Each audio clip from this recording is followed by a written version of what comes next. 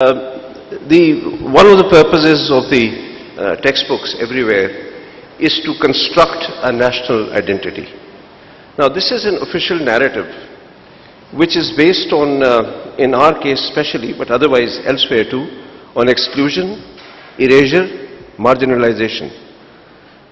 For instance, the exclusion is that anything common between Pakistan and North India, including the language, is erased.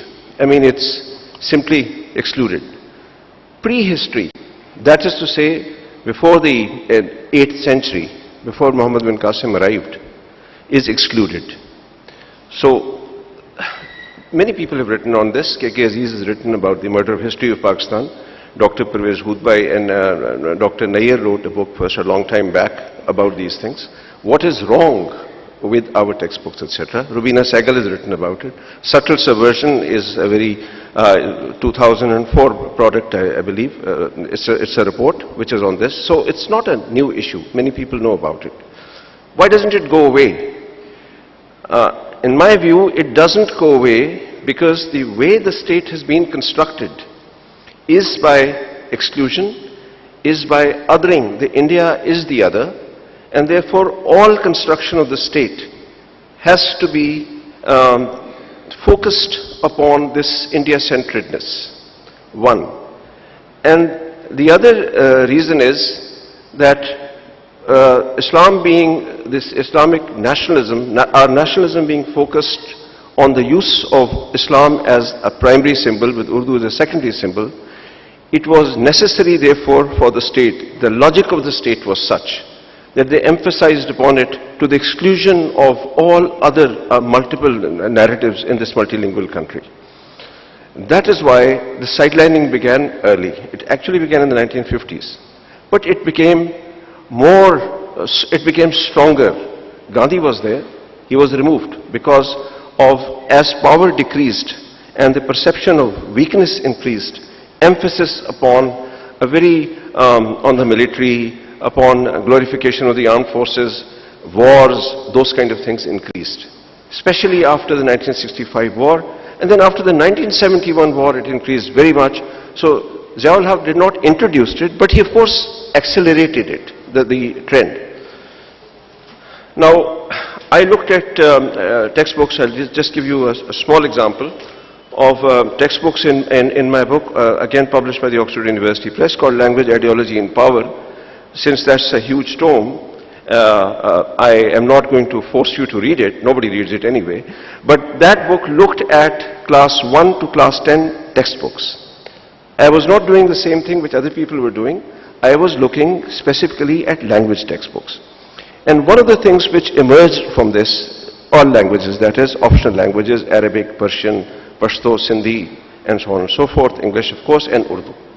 What emerged from this was that there was an ideology. This ideology was the ideology of the garrison state, a state in which the military had the primary position and in which public sentiment had to be focused in favor of the military, in which therefore wars, etc., had to be glorified. Their reasons were not to be given. They were to be taken for granted as necessary and therefore the duty of citizens, and in which the Hindu had to be vilified because that too was part of this construction, this narrative, in which all sacrifices had to be made necessary for the public in the name of national interest, in the name of security. So Urdu was the language in which was the ideology-carrying language. Not that the number of lessons of this kind, ideological lessons, were more in Urdu textbooks. They were not. They were most in Arabic textbooks and in Persian textbooks. And they were also there even in Pashto textbooks and Punjabi textbooks, so as to fight any urge for the sub-national group, ethnic group to sort of assert itself. But Urdu, I call it the ideology-carrying language because it is taught everywhere. It is compulsory. It's not an optional language. So if you have 40% lessons, and it was 40%, 40% of the lessons are ideology carrying, you are imprinting on the minds of young people much, much more than other kind of textbooks in Persian or so on, which are optional and so people do not read them. Now, specific instances of this was that in the 1965 war, what was given in the textbook was that suddenly on the 6th of September, India came and attacked Pakistan. That is it. Children were not explained that there was in fact a history. And that one kind of strategy was to send people across the border and in the vain hope of wresting Kashmir out of India. This was not given. It's a policy which was followed later with disastrous consequences, led to Kargil and so on. And you know very well the covert war which went on. But this was never questioned because it was simply never brought to the view of ordinary people and students and others. Neither on the TV, nor in the films, nor on the radio, nor in the textbooks. Textbooks is not the only influence on people's mind, but it is a major influence. It is one influence among many, but it wasn't questioned anywhere. Although the number of narratives, personal stories, autobiographies, memoirs, talking about it, Air Marshal Asghar Khan, General Musa, my version, and so on. There are so many of them giving this narrative, saying exactly what happened, etc. None of them are known to our students. Now, there's something else about Urdu too, not just the number of lessons. It is Urdu itself, the language itself has been used as a symbol for Muslim nationalism. And therefore, lots of myths go into the making of this. The construction of the identity of Urdu itself is to be questioned. I have a book, and I don't know if I should be doing this, but I want to show it to you so that you can buy it, very brazenly, so that you can buy it. But then, you see, this book, published by the Oxford University Press, it's a social and political history of Urdu. The politics part of it is that Urdu, the myths about Urdu, such as Urdu is a martial language, is repeated again and again by the many agencies in Pakistan. I do not mean intelligence agencies, I mean all other kind of government agencies. Again and again there are papers, and again and people write about it. Children are told about it, children call it Askari Zaban, etc.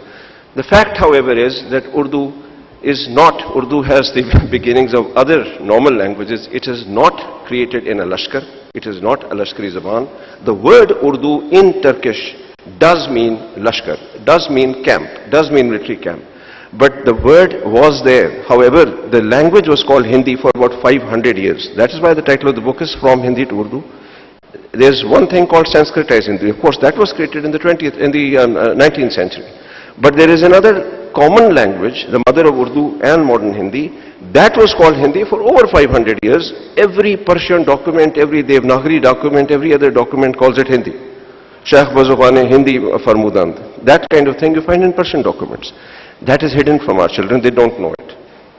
They don't. So why this language started being called Urdu was because it's a contraction of the whole term Zubane Urdu hai Mualla, language of the exalted city. And the exalted city was the city of the king.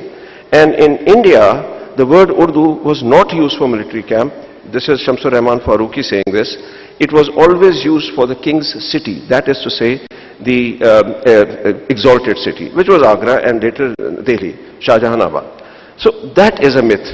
Now it's a dangerous myth because in India it embarrasses Muslims.